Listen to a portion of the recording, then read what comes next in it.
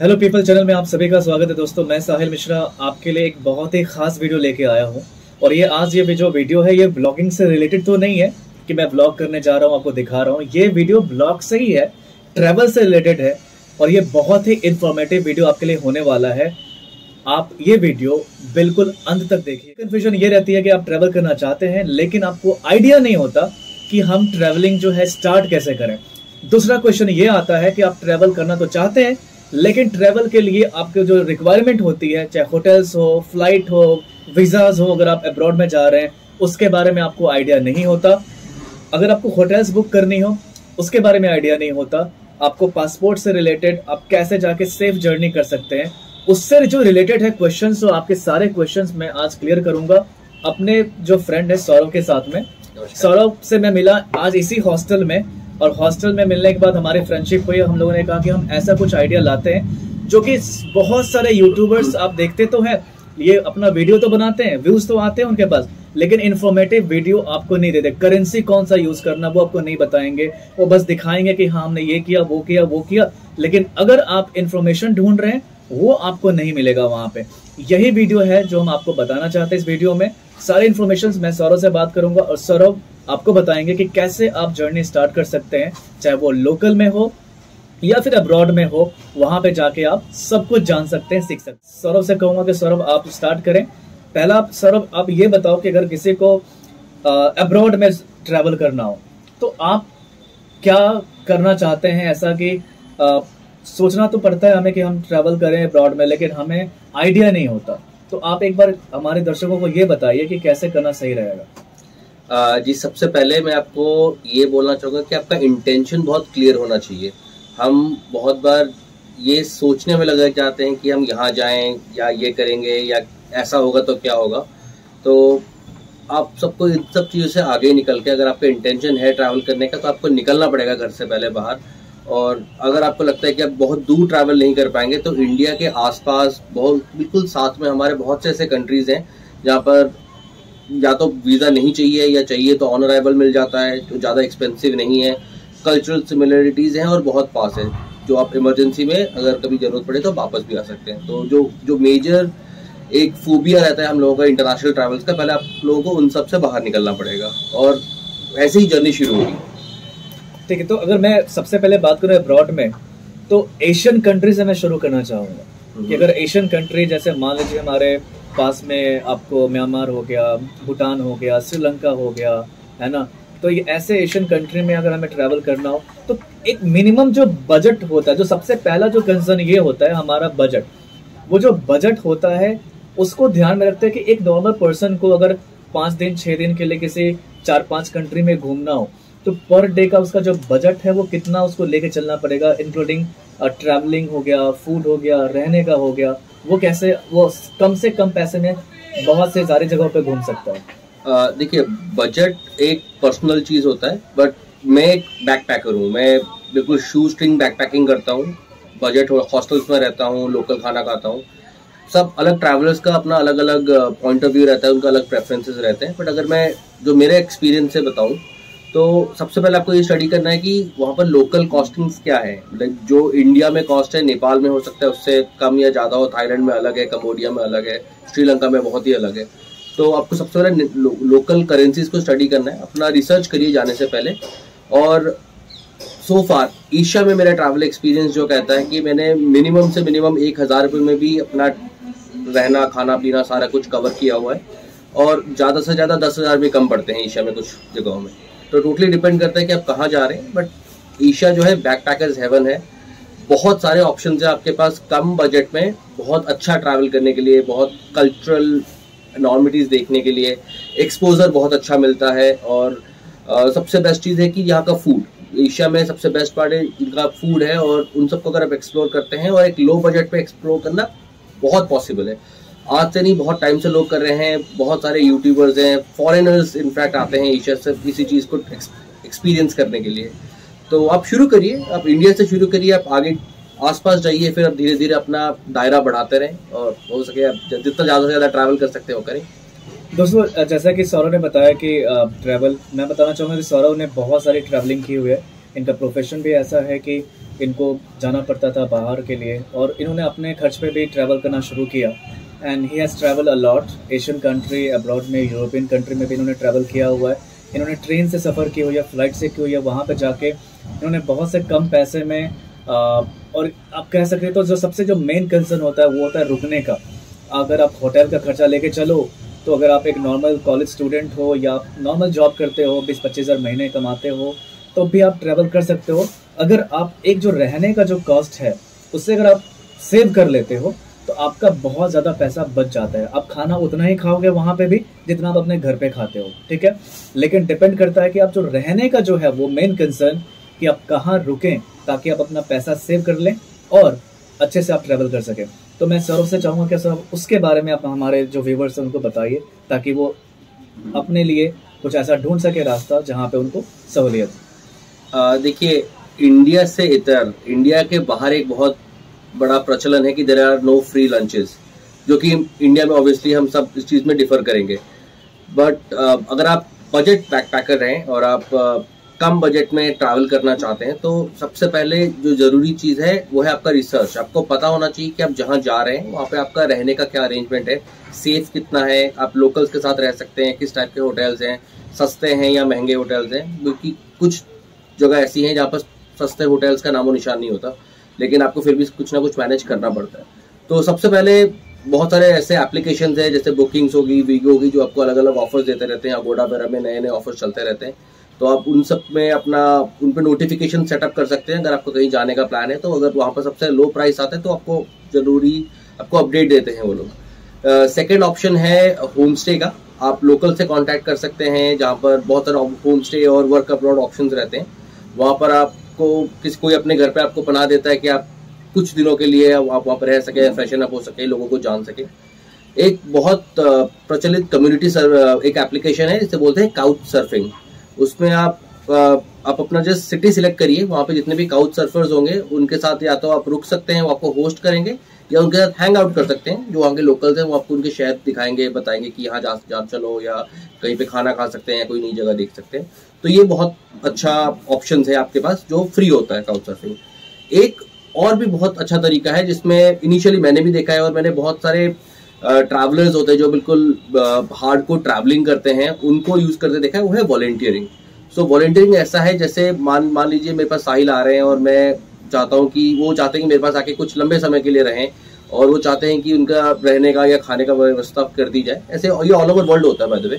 तो ये वॉलंटियर करते हैं, जैसे मेरा फार्म है या मेरा होटल है, मेरा हॉस्टल है, तो यहाँ पर ये फ्री में मेरे साथ रहेंगे, मेरे साथ काम करेंगे, और उसके बदले हम उनको खाना और रहने की सुविधा मुहैया करेंगे। तो ये कुछ चीज़ें हैं जो वेल नोन ट्रैवलर्स हैं सबने अपने लाइफ में कभी ना कभी किया हुआ है, और इससे आपका कल्चरल एक्सपोजर बहुत ज़्यादा बढ़ता है। आप लोगों को जानते हैं, समझते हैं, और as a personal travelling experience का इसका कुछ जवाब ही नहीं है। दोस्तों, जैसा कि सौरभ ने बताया काउच सर्फिंग के बारे में, मुझे याद है कि मैंने बहुत सारे यूट्यूबर्स को देखा, जैसे नोमैड शुभम को ले लो, आप नोमैडिक इंडियन को ले लो, ऐसे बहुत सारे यूट्यूबर्स आपने देखा होगा, और आपके अंदर भी सवाल आता होगा कि यार जाते हैं वहाँ पे और कैसे रह जाते हैं, किसी भी फॉरेनर के साथ ये घूमते रहते हैं, फ्रेंड्स बना लेते हैं। ये मेरे भी दिमाग में सवाल बहुत बार आया था। मैं सोचते सोचते परेशान हो गया, एंड ट्रस्ट में मुझे 1.5 साल लग गए थे ये जानने में सिर्फ कि वो वहाँ पे फ्री में कैसे रहते हैं। जैसा कि सौरभ ने बताया कि ऐसे कम्युनिटीज होती है वहाँ पे, जैसे काउच सर्फिंग हो गया, ये एक एप्लीकेशन भी है जहाँ पे आप अकाउंट बना सकते हैं। अकाउंट बना के आपने अपना अकाउंट बनाया कि अपने बारे में प्रोफाइल बना के ये बता सकते हैं आप कहाँ से हैं, कहाँ कहाँ जा सकते हैं, आपके पास एक्सपीरियंस कितना है, और आप चाहते हैं कि आप मान लीजिए कि एग्जाम्पल के तौर पे कि आपको जॉर्जिया जाना है और आप चाहते हैं कि आप रहने का खर्चा ना हो आपका, तो आप अपना एक पोस्ट लिख देंगे कि I am travelling to Georgia and मुझे कोई होस्ट मिल सकता है क्या।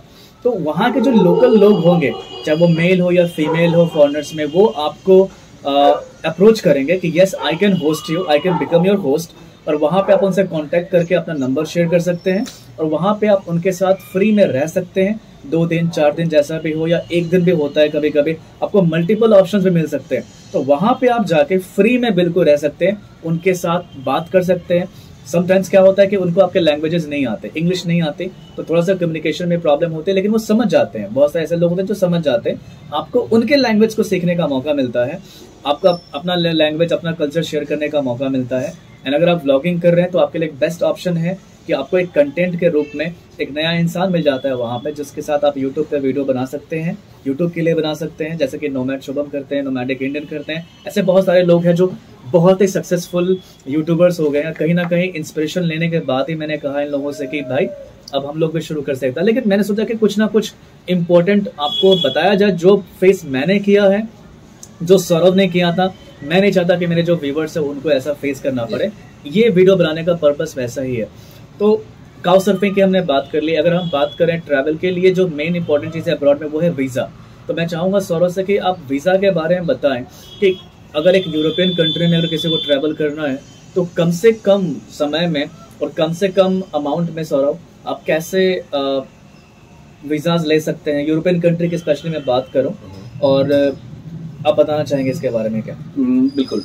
देखिए, एक आम तौर पे 3 तरह के वीज़ाज होते हैं जब आप इंटरनेशनल ट्रैवल करते हैं।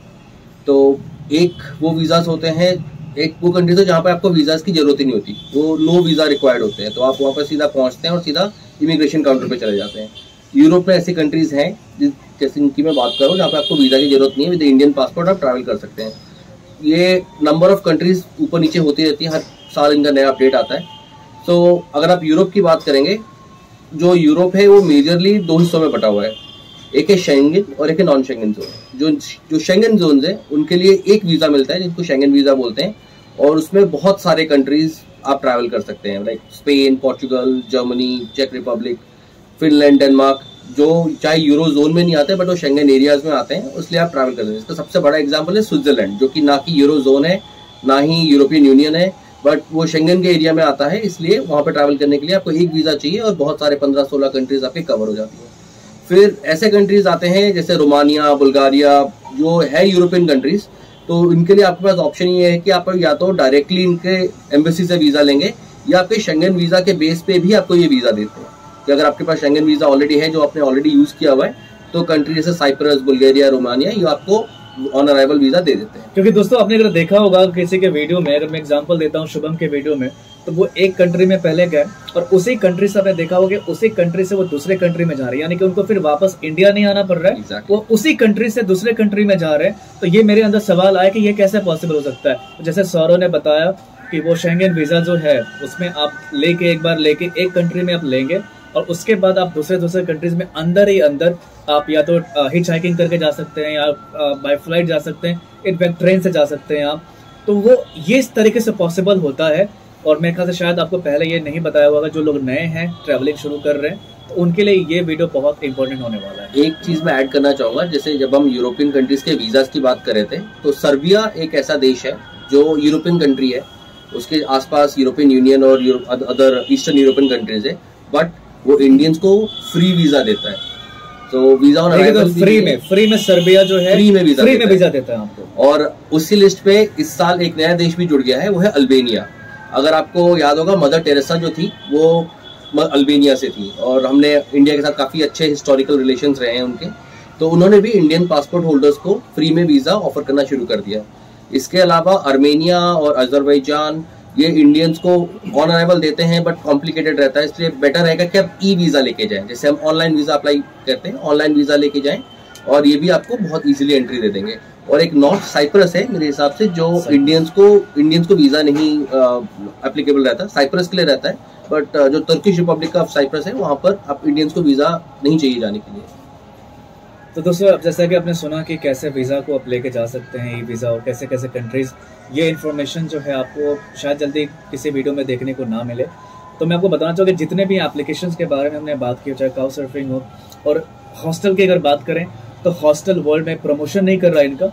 आप ऐसे एप्लीकेशंस को डाउनलोड करके अपने फ़ोन में बहुत सस्ते में आप 400 से 500 रुपये में भी, अगर आप किसी के घर नहीं रहना चाहते हो, आप अपना हॉस्टल बुक करना चाहते हो जहाँ पे एक कम्युनिटी होती है, वहाँ पे आप कर सकते हैं। 200 से 300 रुपये में आप बड़े आराम से फॉरेन में भी जाके आप रुक सकते हैं पर डे में, जो कि बहुत ही कम है। आप इंडिया में अगर नॉर्मल वेबसाइट पे जाके बुकिंग करते हैं तो 1000 से 1500 रुपये लग जाते हैं। एंड ट्रस्ट में आप ऐसे एप्लीकेशंस को डाउनलोड करके 200 से 300 में आप जाके फॉरेन कंट्री में रह सकते हैं। और जैसे कि हॉस्टल वर्ल्ड हो गया, booking.com हो गया, एंड काउ सर्फिंग के लिए काउ सर्फिंग का एक एप्लीकेशन होता है, उसे कर सकते हैं। और ऐसे बहुत सारे वेबसाइट्स हैं जैसे फ्लाइट की अगर बात करूं मैं, तो सौरभ उसके बारे में ज़्यादा बताएंगे आपको कि अगर फ्लाइट्स के लिए बुक करना है आपको, तो कौन कौन से वेबसाइट पर जाके बुक कर सकते हैं। तो दोस्तों जितने भी चीज़ें आपने सुने, सौरभ ने बताया, मैंने बताया आपको, तो हमारा मेन पर्पस है कि जितने भी हमारे ट्रैवलर्स हैं, जो न्यू ट्रैवलर्स अभी हैं, वो आने वाले हैं या ट्रैवल करना चाहते हैं, बट वो ट्रैवल इसलिए नहीं करते कि उनके पास इन्फॉर्मेशन नहीं होते, उनको बजट के रिलेटेड कुछ इन्फॉर्मेशन चाहिए, वो नहीं मिल पाता, सिर्फ वो वीडियोस देखते हैं और सिर्फ जो यूट्यूबर्स हैं उनके पास व्यूज़ चले जाते हैं, लेकिन आपको जो इन्फॉर्मेशन चाहिए वो नहीं मिल पाते। इसीलिए हमारी एक अपनी कम्युनिटी है ट्रैवलर्स के लिए, जो हमने फेसबुक पे बनाया है। आप इंस्टाग्राम पे डायरेक्ट हमसे सवाल पूछ सकते हैं, सौरभ से पूछ सकते हैं सवाल कि कैसे कर सकते हैं, तो सौरभ बताएंगे उसके बारे में। उसके पहले मैं बताना चाहता हूँ आपको, जो हमारी फेसबुक की कम्युनिटी है उसमें मोर देन 100 के पीपल, मतलब 1 लाख से ज़्यादा लोग जुड़ चुके हैं उसके अंदर, जहाँ पे आप आके कोई भी सवाल पूछ सकते हैं कि कोई भी ट्रैवलर आपका देखेगा, आपका क्वेश्चन देखेगा, उसका जवाब आपको मिल जाएगा। इनफैक्ट आप जो होस्ट है, अगर विद इन इंडिया कहीं ट्रैवल कर रहे हैं, अगर आपको किसी होस्ट की ज़रूरत है, किसी सिटी के बारे में जानना है, तो आप डायरेक्ट अपना क्वेश्चन लिख सकते हैं और आपको वहाँ पे वही लोग मिलेंगे जो सीरियसली ट्रैवल कर रहे हैं, सीरियसली ट्रैवल कम्युनिटी से जुड़े हुए हैं। उसका लिंक मैं डिस्क्रिप्शन बॉक्स में डाल दूंगा, सौरभ के इंस्टाग्राम की आईडी का लिंक मैं डाल दूंगा, जहाँ से आप डायरेक्ट सवाल पूछ सकते हैं और आपसे जुड़ सकते हैं। सौरभ बताएंगे उसके बारे में। सौरभ आप बताइए कैसे जुड़ सकते हैं। जैसे कि आपने बताया कि हमारा जो फेसबुक कम्युनिटी का नाम है इंडियन ट्रैवलर्स एंड एक्सप्लोरर्स, बहुत टाइम से चल रहा है ये community. It's been passed from one generation to other. So हम लोग लाइक माइंडेड ट्रैवलर्स हैं, कोई फालतू की कमर्शियल पोस्टिंग्स नहीं करते, जनरली प्योर ट्रैवल कंटेंट रखते हैं within India and out of India. Indians ही हैं नॉर्मली उसमें सारे, और जनरली छोटे बड़े शहर, हर तरह के, हर जगह से हमने लोग वहाँ पर रखे हुए हैं जिन्होंने अपने एरियाज़ को भी प्रमोट करते हैं, अपने कंटेंट ऐसा लेके आते हैं जो लोकल हो वहाँ का, और काफ़ी इंटरेस्टिंग कम्युनिटी है। आप प्लीज़ हमारे कम्युनिटी का पार्ट बनिए। इसके लिंक ऑब्वियसली ये बता देंगे। और अगर आपको मुझसे जुड़ना है और साहिल से डायरेक्टली जुड़ना है, तो हमारे इंस्टाग्राम के जो कॉन्टैक्ट डिटेल्स हैं वो आप डिस्क्रिप्शन पे मिल जाएंगे। And make sure to like, share and subscribe. दोस्तों जैसा कि सर ने बताया कि मैं लिंक पोस्ट कर दूंगा। अगर आपको इन्फॉर्मेशन जितने भी हमने बताया आपको वर्थ लगता है, तो चैनल को सब्सक्राइब कीजिएगा, वीडियो को लाइक कीजिएगा और कमेंट बॉक्स में लिख के बताइएगा कि आपको कैसा लगा। और आपको कोई भी सवाल है किसी चीज़ से रिलेटेड जो चाहते हैं जिस पे हम वीडियो बनाएं, तो हम आपको उस पर वीडियो बना के आपको इन्फॉर्मेशन पहुंचा देंगे।